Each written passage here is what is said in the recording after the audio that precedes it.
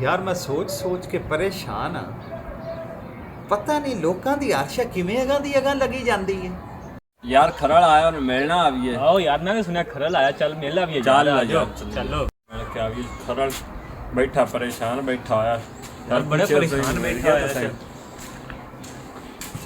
ਕੀ ਹਾਲ ਹੈ ਗੁਲਾਮੇ ਅਦਰ? ਕੀ ਹਾਲ ਹੈ ਵਿਸ਼ੇਬ ਅਖਤਰ ਸਾਹਿਬ? और सुनाओ तबीयत से ठीक है?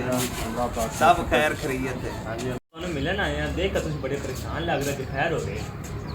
ਯਾਰ ਗੁਲਾਮੇ ਅਦਰ ਤੈਨੂੰ ਕੀ ਦੱਸਾਂ ਮੈਂ। ਹਾਂਜੀ ਹਾਂਜੀ, ਪਰੇਸ਼ਾਨੀ ਤਾਂ ਇਹਦੀ ਸੋਚ ਕੇ ਅੱਧੇ ਵੀ ਨਹੀਂ ਰਹਿ। ਅੱਛਾ ਜੀ ਬਈ ਮੈਨੂੰ ਕੱਲ ਦਾ ਮੈਂ ਸੋਚੀ ਜਾ ਰਿਹਾ, ਲੋਕਾਂ ਦੀਆਂ ਵੀਡੀਓ ਵੇਖ ਕੇ ਮੈਂ ਸੋਚਦਾ ਹੈ ਪਿਆ ਵੀ ਪਰੇਸ਼ਾਨੀ ਤਾਂ ਇਹ ਬਣੀ ਖੜੀ ਹੈ ਵੀ ਲੋਕਾਂ ਦੀ ਵੀਡੀਓ ਮਿਲੀਅਨ ਚ ਵਿਊ ਲੱਗੇ ਜਾਂਦੇ ਨੇ ਹਾਂਜੀ ਹਾਂਜੀ, ਤੇ ਮਿਲੀਅਨ ਚ ਉਹਨਾਂ ਦੇ ਫਾਲੋਅਰ ਹੁੰਦੇ ਨੇ। ਉਹ ਸਾਡੀ ਕੰਜਰਾਂ ਦੀ ਅਜੇ ਲੱਖਾਂ ਚ ਵੀ ਨਹੀਂ ਪਈ ਜਾਂਦੀ।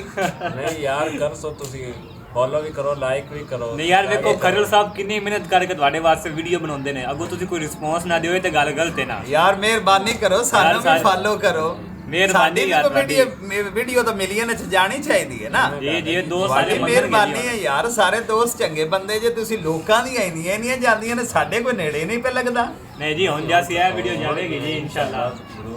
ਚਲੋ ਜੀ, ਤੁਹਾਡੇ ਆਖੇ ਤੇ ਮੰਨ ਲੈਨੇ, ਹੁਣ ਪਤਾ ਲੱਗ ਜਾਂਦਾ ਸਾਨੂੰ ਇਹ ਸਾਡੀ ਵੀਡੀਓ ਕਿੰਨੀਆਂ ਚ ਜਾਂਦੀ ਹੈ। ਨਹੀਂ ਜੀ, ਜੇ ਮਿਲੀਅਨ ਚ ਵਗ ਗਈ ਤੇ ਮੁੜ ਚੱਸ ਆ ਗਈ। ਸਾਰੇ ਰਲ ਕੇ ਫਾਲੋ ਕਰੋ ਯਾਰ ਇਸ ਚੈਨਲ ਨੂੰ। ਫਾਲੋ ਕਰੋ ਯਾਰ, ਸਾਰੇ ਵੇਖੋ subscribe ਵੀਡੀਓ, ਕਰੋ, ਸਾਰਿਆਂ ਦਾ like ਕਰੋ। ਸ਼ੁਕਰੀਆ।